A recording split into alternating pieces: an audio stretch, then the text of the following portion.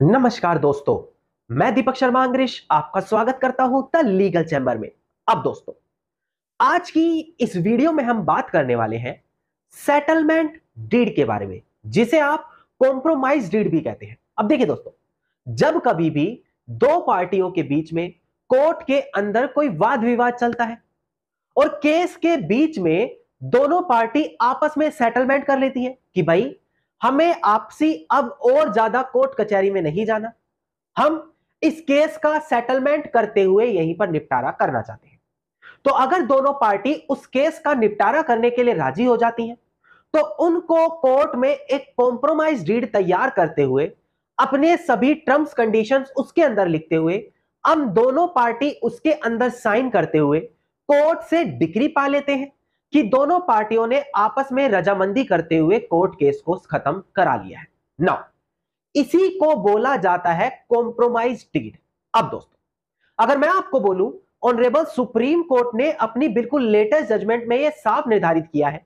कि अगर पार्टीज आपस में कॉम्प्रोमाइज करते हुए केस का निपटारा करती हैं, तो उसको अब मान्यता नहीं दी जाएगी। तो क्या आप मेरी बात पर यकीन करेंगे? जी हां दोस्तों, साल 2024 में एक बिल्कुल लेटेस्ट जजमेंट आई है जहां पर दोनों पार्टियों ने कॉम्प्रोमाइज किया और उसके बाद केस को खत्म कर दिया, किंतु कोर्ट ने उस कॉम्प्रोमाइज को मानने से मना कर दिया और जहां पर बाद में एक पार्टी को बेहद बड़ा नुकसान हो गया। अब आखिरकार केस के अंदर हुआ क्या था और जब सुप्रीम कोर्ट ने अपना यह निर्णय ऐसे क्यों लिया, यह सारी चीज मैं वीडियो में आगे विस्तार से आप लोगों को बताने वाला हूं। अब दोस्तों, अगर आप लोगों को हमारी ये वीडियोस अच्छी लगती है, अगर आप लोगों को हमारी तरफ से किए गए एफर्ट्स अच्छे लगते हैं, तो मेरा आप लोगों से अनुरोध है, इस वीडियो को आप लाइक जरूर करें, ज्यादा से ज्यादा शेयर जरूर करें और अपना वैल्यूएबल कमेंट सेक्शन में जरूर लिखें। तो चलिए दोस्तों, अब आज की इस वीडियो को हम ज्यादा लंबा ना करते हुए आज की इस वीडियो को स्टार्ट करते हैं।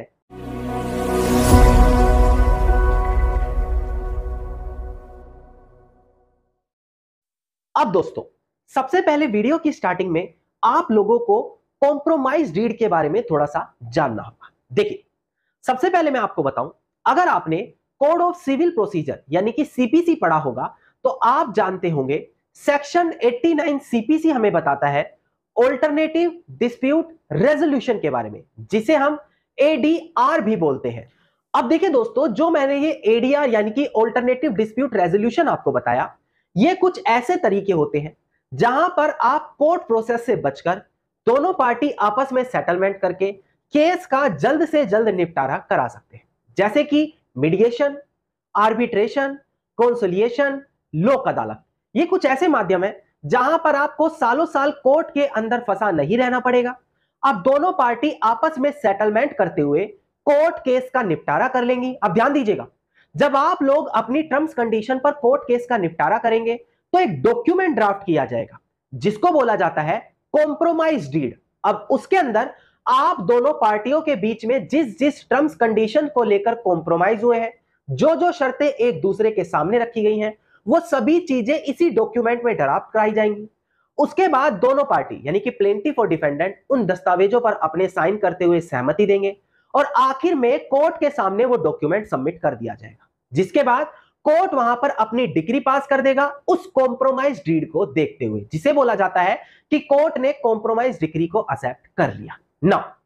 अब देखिए दोस्तों, यहां पर मैंने आपको प्रोसेस बताया कि इन माध्यम से आप आपस में सेटलमेंट कर सकते हैं। तो आपने ध्यान दिया होगा, मैंने एक बेसिक चीज बार बार आपको बोली कि आपको एक डॉक्यूमेंट ड्राफ्ट कराना होगा, सभी टर्म्स कंडीशन लिखने होंगे, दोनों पार्टी को साइन करने होंगे और फिर वो डॉक्यूमेंट कोर्ट में सबमिट करना होगा। अब ऐसा ही केस एक ऑनरेबल सुप्रीम कोर्ट के सामने आया, जहां पर यही चीज आई कि पार्टीज का कहना है कि हमने तो पहले कॉम्प्रोमाइज कर लिया और कॉम्प्रोमाइज होने के बाद जो हमारे टर्म्स कंडीशन थे, उसकी विपक्ष पार्टी उन टर्म्स कंडीशन से पीछे जाते हुए यानी कि उन टर्म्स कंडीशन को ना मानते हुए एक नया कोर्ट केस लेकर आ गई। इस कोर्ट केस को स्वीकार नहीं किया जाना चाहिए और इसको तुरंत खारिज कर देना चाहिए। अब ऑनरेबल सुप्रीम कोर्ट के सामने यही क्वेश्चन आया, क्या जो कॉम्प्रोमाइज पुरानी पार्टियों के बीच में हुआ था वो इस नए केस पर भी लागू होगा? अब सबसे पहले डिस्प्ले पर दिखाकर मैं केस टाइटल आपको क्लियर कर दूं, ताकि इस जजमेंट का इस्तेमाल आप अपने केस के अंदर भी कर सके। देखिएगा दोस्तों, डिस्प्ले पर हमारा केस टाइटल है यहां पर अमरो देवी एंड अदर्स, जो प्रेजेंट केस में अपीलियंट है वर्सेस जुल्फी राम डिकीज through legal representative and others, जो प्रेजेंट केस में रिस्पोंडेंट है। ध्यान दीजिएगा, इसका स्पेशल लिटिगेशन नंबर है 14690 ऑफ 2015 और डेट ऑफ जजमेंट है हमारी 15 जुलाई साल 2024। अब इस चीज से आप अंदाजा लगा सकते हैं कि कितनी लेटेस्ट जजमेंट आपको हमारे चैनल पर सिंपल से सिंपल लैंग्वेज में देखने को मिल जाती है। इसीलिए मेरा आप लोगों से अनुरोध रहता है कि वीडियो को आप लाइक जरूर करें और ज्यादा से ज्यादा कमेंट करें और वीडियो को अपने सगे संबंधियों के साथ शेयर जरूर करें ताकि वो भी हर लेटेस्ट जानकारी से खुद को अपडेट रख सके। नाउ अब हम केस के फैक्ट्स आपको क्लियर कर दें ताकि पूरा कंसेप्ट आपको यहां पर क्लियर हो जाए। अब देखिए दोस्तों, प्रेजेंट केस के अंदर प्लेंटिफ ने कोर्ट के अंदर अपना वाद दाखिल किया, यानी कि प्लेंटिफ ने कोर्ट में सूट फाइल किया। अब प्लेंटिफ का कहना है कि मेरा डिफेंडेंट के साथ पहले ही एक सेटलमेंट हो चुका है कोर्ट में, और सेटलमेंट होने के बाद जो हमारी टर्म्स कंडीशन थी उसके तहत जो प्रॉपर्टी मुझे उस टर्म कंडीशन के अंदर अलॉट हुई थी, मुझे उस प्रॉपर्टी पर अपना परमानेंट इंजंक्शन चाहिए। यानी कि प्लेंटिफ का कहना है जो हमने पहले कॉम्प्रोमाइज किया था और कॉम्प्रोमाइज के तहत जो प्रॉपर्टी मुझे मिली थी, अब मैं कोर्ट के सामने नया केस फाइल करके उसके अंदर परमानेंट इंजंक्शन की मांग करता हूं। जबकि डिफेंडेंट का कहना है कि अगर आप सीपीसी के अंदर ऑर्डर नंबर 23 देखें तो उसके अंदर साफ बताया गया है कि अगर कोई पार्टी कोर्ट केस के अंदर कॉम्प्रोमाइज करेगी तो सभी कॉम्प्रोमाइज के टर्म कंडीशन को दस्तावेज के अंदर राइटिंग में उतारना अनिवार्य है। उतारने के बाद उस पर दोनों पार्टी के साइन होने अनिवार्य है। इसके बाद उसको कोर्ट में प्रेजेंट करके कोर्ट से डिक्री लेनी अनिवार्य है। और प्रेजेंट केस के अंदर डिफेंडेंट का कहना है कि प्लेंटिफ ने कोर्ट में खड़े होकर केवल स्टेटमेंट दे दी अपनी, जबकि कोई भी कॉम्प्रोमाइज डीड हमारे पिछले केस में नहीं बनी। और अगर कोई कॉम्प्रोमाइज डीड नहीं बनी जिस पर हमारे कोई भी साइन नहीं हुए, तो कैसे हम पुराने किसी कॉम्प्रोमाइज को वैलिड बताकर यह नया सूट यहां पर फाइल कर सकते हैं। डिफेंडेंट ने बोला कि यह सूट मेंटेनेबल ही नहीं है, इसको डिसमिस कर देना चाहिए। ना, ट्रायल कोर्ट ने प्लेंटिफ के इस सूट को डिसमिस कर दिया क्योंकि ट्रायल कोर्ट का कहना है कि प्लेंटिफ जिस कॉम्प्रोमाइज की बात कर रहा है वो सीपीसी के प्रोविजन के अकॉर्डिंगली नहीं एप्लीकेबल होता। अब प्लेंटिफ इस केस को अपील करता हुआ ऑनरेबल सुप्रीम कोर्ट के सामने पहुंचा है। अब ऑनरेबल सुप्रीम कोर्ट के सामने यही क्वेश्चन आया कि प्लेंटिफ का कहना है कि हमने अपनी स्टेटमेंट कोर्ट में रिकॉर्ड कराई है, जबकि डिफेंडेंट का कहना है कि केवल स्टेटमेंट से कुछ नहीं होगा, जब तक सीपीसी के जो प्रोविजन है हमारे, जो मैंने बताया ऑर्डर 23, उसके अंदर जो कॉम्प्रोमाइज डीड के लिए एक रिटन डॉक्यूमेंट मांगा जाता है, दोनों पार्टियों के साइन मांगे जाते हैं, जब तक वो पूर्णतः तरीके से ना किए गए हो तो किसी भी प्रकार का कॉम्प्रोमाइज नहीं माना जाना चाहिए। नाउ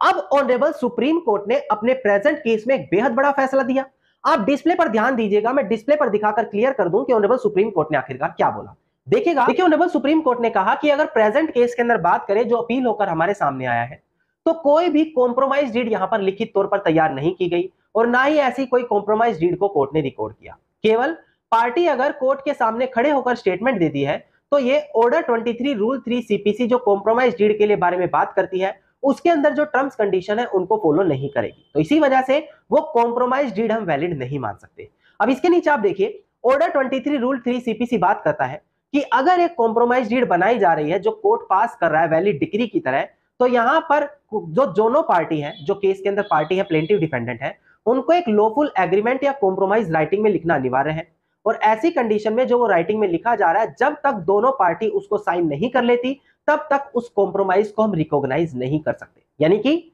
ऑर्डर 23 रूल 3 सीपीसी साहब बोलता है कि अगर आपको कॉम्प्रोमाइज करना है तो पहले लिखित तौर पर एक कॉम्प्रोमाइज डिक्री तैयार होने के लिए कॉम्प्रोमाइज डीड चाहिए, उसके अंदर सभी टर्म्स कंडीशन लिखो, दोनों पार्टियों के साइन कराओ, उसके बाद कोर्ट जो कॉम्प्रोमाइज डिक्री पास करता है उसको हम मान्यता देंगे। तो प्रेजेंट केस में यह हुआ कि पार्टी ने कोर्ट में स्टेटमेंट तो दी थी पर कोई भी कॉम्प्रोमाइज डीड नहीं बनाई जिस पर किसी भी पार्टी के साइन नहीं हुए, तो इस वजह से जिस पुराने केस का रेफरेंस देते हुए नया केस फाइल किया गया जिसमें परमानेंट इंजंक्शन की मांग की गई, कोर्ट ने उस चीज को मानने से मना कर दिया। नाउ ये जजमेंट आप लोगों के लिए काफी ज्यादा कारगर साबित होगी। इसके अलावा अब लोगों के मन में क्वेश्चन आता है कि सर अगर हम एक ऐसी प्रॉपर्टी को अपने कॉम्प्रोमाइज में लेकर आते हैं जो कोर्ट केस के अंदर विवाद का कारण ही नहीं है, एग्जाम्पल के तौर पर एक पार्टी मुंबई के अंदर स्थित प्रॉपर्टी को लेकर विवाद कर रही है, अब जब उन लोगों के बीच में कोर्ट के अंदर कॉम्प्रोमाइज होने लगा तो उन्होंने उस मुंबई की प्रॉपर्टी के अलावा जो उनकी दिल्ली के अंदर भी प्रॉपर्टी थी जिस पर कोई विवाद नहीं था, कोई केस नहीं था, उसको भी कॉम्प्रोमाइज डीड के अंदर लिखकर उस पर साइन करा लिए और ये बोले कोर्ट केस के अंदर हम ये दोनों प्रॉपर्टीज इंक्लूड करके आपस में कॉम्प्रोमाइज कर रहे हैं। तो क्या ऐसी कंडीशन में जो प्रॉपर्टी केस का हिस्सा भी नहीं है उसको भी कॉम्प्रोमाइज डीड में लिया जा सकता है? और अगर वो प्रॉपर्टी फैमिली सेटलमेंट का पार्ट है तो क्या उसको रजिस्टर्ड करवाना अनिवार्य नहीं होगा। इससे संबंधित भी ऑनरेबल सुप्रीम कोर्ट ने एक बड़ी जजमेंट दी थी कॉम्प्रोमाइज डिक्री से रिलेटेड। आप डिस्प्ले पर ध्यान दीजिएगा, मैं ये भी आपको क्लियर कर देता हूं। देखिएगा दोस्तों डिस्प्ले पर, केस टाइटल है हमारा रिपु दमन सिंह जो प्रेजेंट केस में अपीलियंट है वर्सेस टीका महेश्वर चंद जो प्रेजेंट केस में रिस्पोंडेंट है। ध्यान दीजिएगा, इसका सिविल अपील नंबर है 2336 ऑफ 2021 और डेट ऑफ जजमेंट है हमारी 6 जुलाई साल 2021। अब एक बार डिस्प्ले पर ध्यान दीजिएगा कि ऑनरेबल सुप्रीम कोर्ट ने आखिरकार अपनी इस बड़ी जजमेंट में क्या क्लियर किया। देखिए ऑनरेबल सुप्रीम कोर्ट ने यही ऑब्जर्व किया प्रेजेंट केस में कि अगर एक कॉम्प्रोमाइज डिग्री ऐसे किसी लैंड के लिए की जा रही है जो केस के अंदर सब्जेक्ट मैटर ही नहीं है, यानी कि उस प्रॉपर्टी को लेकर कोर्ट में केस ही नहीं चल रहा, तो ऐसी कंडीशन में उसको भी सेटलमेंट डिग्री कॉम्प्रोमाइज डीड के अंदर लिखा जा सकता है। अगर वो एक फैमिली सेटलमेंट के अंदर इंक्लूड की गई हो तो ऐसी कंडीशन में उसको कंपल्सरी रजिस्टर्ड करवाना भी अनिवार्य नहीं होगा। यानी कि दोस्तों आप सभी लोगों को पता है, अगर आप मेरे चैनल से जुड़े रहते हैं, कि अगर आप एक ऐसा फैमिली सेटलमेंट कर रहे हैं जिस पर आप पहले से ही पोजेशन में, बस उसको याददाश्त के तौर पर लिखित तौर पर उतारे हैं, तो ऐसे दस्तावेज को रजिस्टर्ड करवाना अनिवार्य नहीं होता। तो ऑनरेबल सुप्रीम कोर्ट ने भी अपनी जजमेंट में यही बोला कि अगर आप ऐसी किसी प्रॉपर्टी को इंक्लूड कराना चाहते हैं जो केस के सब्जेक्ट मैटर का पार्ट ही नहीं है, मतलब कोर्ट केस का पार्ट ही नहीं है, तो कॉम्प्रोमाइज डिक्री में उसको भी ऐड किया जा सकता है और उसको रजिस्टर्ड करवाना अनिवार्य नहीं होगा अगर वो फैमिली सेटलमेंट का पार्ट है। अब दोस्तों उम्मीद करता हूं वीडियो में मिली जानकारी आप लोगों के लिए बेहद ज्यादा लाभदायक साबित होगी। वीडियो में मैंने आपको जो कॉम्प्रोमाइज डिक्री से रिलेटेड, कॉम्प्रोमाइज डीड से रिलेटेड लेटेस्ट और एक साल 2021 की जजमेंट क्लियर की। होप सो आप लोगों के लिए काफी ज्यादा काम की साबित हो। अगर आपको हमारी आज की वीडियो अच्छी लगी तो छोटा सा अनुरोध है, वीडियो को लाइक, शेयर और अपना वैल्यूएबल कमेंट जरूर लिखिएगा। इसके अलावा अगर आप रोजाना हर लेटेस्ट अपडेट से अपने आप को अपडेट रखना चाहते हैं तो चैनल को तुरंत सब्सक्राइब करते हुए नोटिफिकेशन बेल आइकन आप जरूर दबा दें।